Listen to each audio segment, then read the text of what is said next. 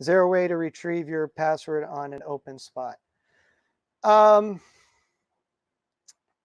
Which password are you talking about? Because there's a couple ways. If you're talking about that you changed the login credentials, there is a way to bypass that. If you're talking about your actual credentials to the networks, you just have to go into your settings.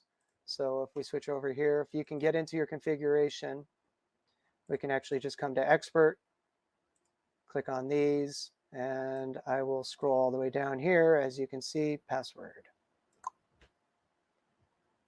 The reason I'm showing this one is because I don't care. I will re-rotate my password after this, so it's a different one next time.